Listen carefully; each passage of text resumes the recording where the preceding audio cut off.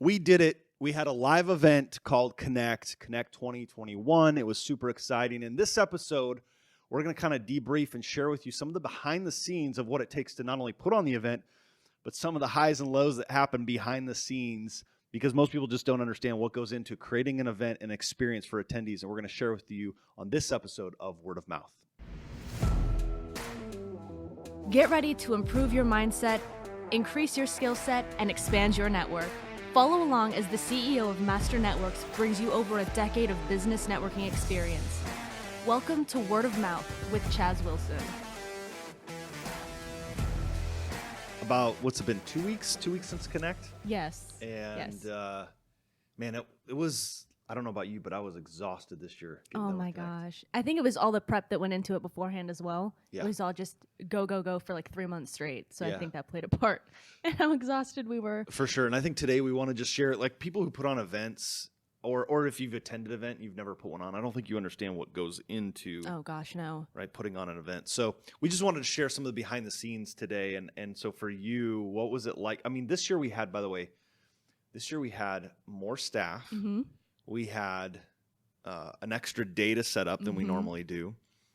But there was still some challenges that happened. So let's kind of go through highs and lows. Like, give me your top two, like, highs, takeaways, best things that happened to Connect, and then two of the challenges that you kind of remember from the event. So high points were that it happened. Yeah. We didn't know for sure if it would, especially since we had to cancel 2020. So I think finally getting back to an in-person event, that was a huge high. And the fact that there was a third day, we've never done that before either. So that was a huge success as well.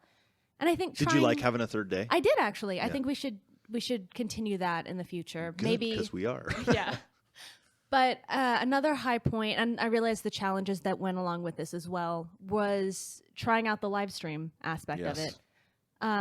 There were highs and lows with that. It was basically a separate event as well. Yeah. But I think the fact that we tried it was a huge success, and that was a high point. Yeah, did you find that we tried so many additional things this year because there's like multiple events, and I don't think people understand that. You have the event for the live stream people. Yep. You have in person. You have the experience for the vendors and sponsors, and then you have the experience for the speakers. Yep. And then kind of we have the event for the staff. Like, how do you, Right. like, you have multiple sort of experiences And for happening. VIPs too. And VIPs, right. So You have to manage all these multiple experiences, and I think in some ways that added to the complexity this year. No, there were some facets of it that we've never had to deal with before. So I think overall, the high point for that is how resourceful our team was. Yes. And just the fact that we did it. Yeah. I don't know. I feel like that's a huge success. Yes, and I think how we measure it is the feedback we get. Yes. And then two, how many people register for next year. Because if you have a high registration, obviously that would lead you to believe that there was high success. Right. From the event. For me, I think the sort of the I don't want to call lows, but just the challenges, challenge. right? The challenge was setting up all the technology up front, right? And Yes. it really delayed us, and we were having some issues. And I think it's a good lesson. I know Corey and I talked about this too. It's a good lesson because what happens is when you have a problem or a challenge, it's so easy to get so hyper-focused right in that then your head is down looking at the problem you're trying to solve, and you can't see everything else going around you. And because of time constraints, it's so easy to do that, to get just laser focused on one thing and forget everything else that's moving behind it. And so it was a good lesson for us.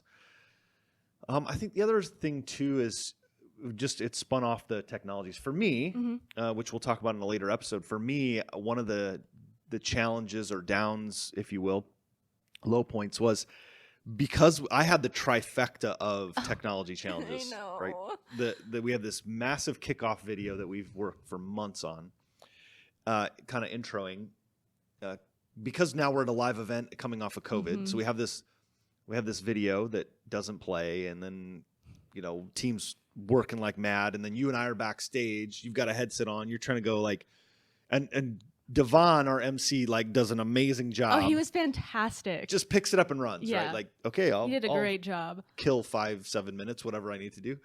I should have given him some dad jokes to tell. That would have been good to keep the audience. We don't need those. Okay, so you can keep those in the back of your mind. So I'm backstage, and you and I are like talking like, do I just come out? Right. We weren't getting like, because again, hyper focused, so we're not getting any updates really, or we're getting conflicting updates in the back. So it was just a little bit of a panic there. And then we got the video to play. I came on stage and my mic wouldn't work. Mm-hmm. So I have a headset on, then I get a handheld. So that looks silly, but so the mic won't work and then the clicker won't work. And again, we tested all of it, but it's not working live. Yep.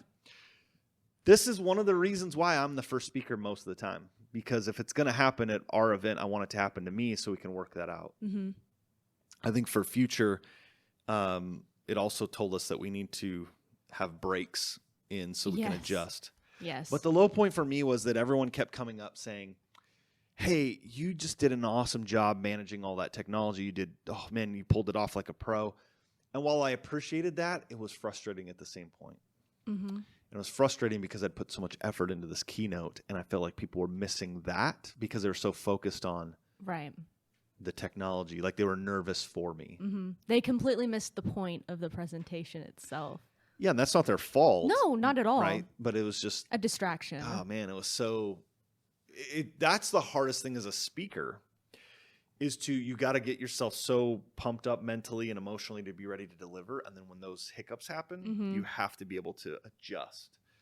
And that's a challenge if you've never been in it. But then we figured out the hiccup, maybe not that first time, but the rest of the event was not necessarily a hiccup on both the stream and the live ends, because the microphone would go out in person, but everybody on the stream could still hear you. So there was some struggle to figure that out and how to Yeah, we figured that out, I believe, when Corey was up there, because he was doing a fireside chat and his mic went out in the room and then he put it down. But he said, hey, my mic's out. But I was in the back in the green room watching the live stream and I could hear him still through the microphone. And so that's when we realized, okay, shoot, they can still hear in the live stream. So it's the house sound that keeps going out. So anyway, we learned that, and luckily that was on the first day, so we had the rest of the event to pivot. But I think one of the highs for me was also when Ken Moskowitz had Chick-fil-A delivered in the room. Oh my gosh, yes. Was that the coolest thing? Like, it makes me, you know what it did? It made me think, as a speaker, how can I step up my delivery, the experience, and be different? Because even if no one remembers what he talked about, they'll remember that. They remember Chick-fil-A. Chick-fil-A came in and delivered sandwiches. And then I had that heated cooler thing in the back in the green room with me. It had 80 extra sandwiches in it. I know. It was funny. Every time we walk in the green room, someone was eating a Chick-fil-A sandwich. We're like, good, get rid of them, eat them. Oh my gosh. Yeah, that was great. And then I think overall the experience for me was seeing my son and then having my wife join me on stage, and just watching that come together was kind of a fun, proud moment for me. So it was awesome. So what was it? What did you hear from people as far as their excitement to be at a live event? Oh, that's the only feedback I heard. Well, in person anyways, was that everybody was so excited to finally get to see each other or meet each other, since we just as an organization went more to Zoom calls for our chapter meetings. People from across the country have been talking and forming friendships, and they got to meet for the first time at Connect. So I think that is a huge bit of feedback. Yeah, I think the joke was, "Oh, you're taller than I right?" Yes. Which by the way, event. I want to share, and I love Gary LaRue. He was in the green room and he said he was gonna, because other speakers had made that comment, so he was getting prepped to go on stage, and he said, because Gary's 6'7" or something like that, and so he's like, "Yeah, I'm gonna go out and say, oh, I've been hearing that you're taller than I thought you were," but then he gets on stage. And do you remember what he said? I don't. He said, "Oh, you're larger than I thought." And he's I don't think I heard he came backstage and he came back in. And he's like, "Oh, I said larger, not taller." I'm like, "Yeah, it's a little bit of a difference. You're larger than I thought." Oh no! Oh no! So, I mean, those are just the fun things that happen at events that you roll with. And as a speaker, sometimes you say something or do something, but it was just a lot of fun to see. That, and people were excited to be live at an event. So who was your favorite speaker? Can I say Ken Moskowitz because of Chick-fil-A? You certainly can. I think he would love that. I also really liked Jim Shields. presentation on the family dynamic. I liked that one a lot. It was not as high energy as some of the previous ones had been, but I felt very like connected to the message. Yeah. So I would put him in like my top 3. I thought what was interesting about our speakers this year and the way we did it was we had a good balance of both like motivational and tactical. Agreed. Like, some people are very nuts and bolts of these 5 things you do in business will help your marketing or your YouTube or your lives or whatever. And then there was a balance of here's some of the things that, in a challenging time, how you overcome it. Well, and I think that way we have topics that'll speak to everybody in the audience. It's not necessarily this is 100% sales focused or 100% family focused. It's a nice sprinkling of topics. It was good. And that's what I heard. Now, a couple things that were different this year for people who attended was we didn't do any breaks, and that was because we didn't have breakout sessions. Right. We had a lot of speakers to fit into, and it was not a lot of time, even though it was 3 days. So yeah, we will not do that again. No, I think we'll definitely do breaks. I think the other thing that most people don't know is going into the event, we always sell, which most people do at any event, you sell tickets for the next year, right? And so what most people don't know is we last minute changed that offer. Yeah. And I want to talk about that so people understand what we do behind the scenes in prepping for that. So from your perspective, what was that like? And maybe walk us through what happened. Oh, gosh. So I love the offer that we ended up going with.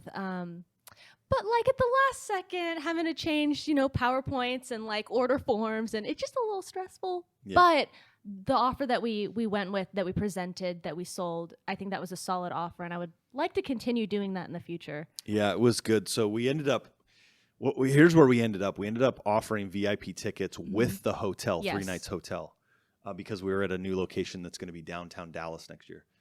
But that didn't come, I think it was a week. Was it a week before? It was like a week before. Which again sounds like, oh, you had a week, but you got to order forms and change PowerPoints and like switch things around, and when do you make the offer and all that kind of stuff. So most people don't understand that. But here's the other part of that. Not only did we change it, but typically we've sold tickets for, $197 at the event, and we did an offer for $799, which is a steal. There's no question. Absolutely. Great value, but we were nervous a little bit because why? I mean, it was the first time we had tried anything like this. We were used to selling at a lower price point, but we're bundling it with something that is a much higher ticket item, hotel stay for 3 days.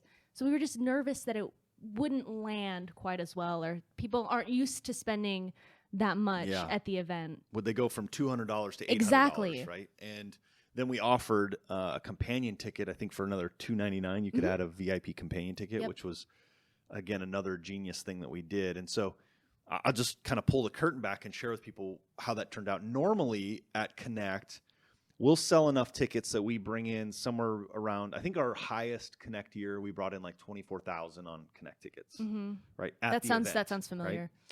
And this year, I think we ended the event at like 65,000 in Connect tickets. So almost 3 times what we normally do because the price. So we didn't sell more tickets, just brought in 3 times the revenue. Right. And I want to walk people through what we did. So I went through 3 points when I came out on stage, and I'm not sure everyone was like aware of that. And so I want to just, again, behind the scenes, share with them what I did. The first thing I did is I went to the emotional piece, which is I told the stories. Hey, how many of you have had an amazing experience? You've connected with somebody. I'm pulling on the emotional piece of that because there's certain kind of behavioral styles in the audience. Right. I want the people to go, man, Jim Shields was amazing. Ken Moskowitz Chick-fil-A was awesome. Like whatever it is, I want to connect with that. I want people to feel that and go, yeah, I want to be at the next year. Then I moved and I bridged that into the logical piece, which was, hey, the hotel itself is $500. And then you added the Connect ticket, that we're offering now for $400. You're saving money and you get VIP experience, right? Yep. And then the last thing was fear of missing out. So again, emotional, logical, fear of missing out. I said we sell them out at Connect, which we always do. Yep. This year we fell just slightly short of that. Because we're going to a bigger venue. We had more available. Right. We have more seats. So instead of like 80 VIP tickets, we have like 140. Yep. So we got really, really close. So I think that was just the piece that I walked through. And then, of course, I walk off stage and I'm like super nervous. Like, What do you think? Did it land? I know. And all of a sudden the team was like, yeah, we had like 12 already come through before I walked off stage, before I finished. And then it just throughout the event, it just kept going up. And in fact, trailing the event, which is unlike anything we've had before, we have still been selling VIP tickets almost every day, which is incredible because we're not even really like, yeah, we've had a few posts about it, but we're not really talking about it. No, and I mean, I think part of that is they're like almost sold out. So if you want them, get them now. Yeah, that fear of missing out. Yeah. Right? So I just thought that might be helpful for people to understand what it's like walking into it. Yeah. So it was a great event, super excited about it. And I think that, looking forward to 2022. I know, I'm excited to get started planning. Yeah, so that's the other thing that I want people to understand. We have a planning meeting next week already for 2022. The first planning meeting already. People don't realize it's a full year in advance. Mm-hmm. We start planning. Well, especially since we're going to Dallas next year. This coming year, 2022. So that's a whole new ball game. Yeah. So we got a lot of other exciting things to share with you as we talk about Connect 2021 and how we roll into Connect 2022. But you'll have to join us on the next episode of Word of Mouth. Next week on Word of Mouth. Assume control. Mm-hmm. Right? So if the Titanic's sinking and you're the pilot, what do? You assume control. What I was saying to people is the lifeboat for us is the Master Networks family, the Master Networks chapters. Go all in. That was one of my points. Mm-hmm. So think about that today in the, quote, unsinkable economy that we experienced 18 months ago, and then COVID hit. That was the iceberg that ripped a hole in the side of our economy.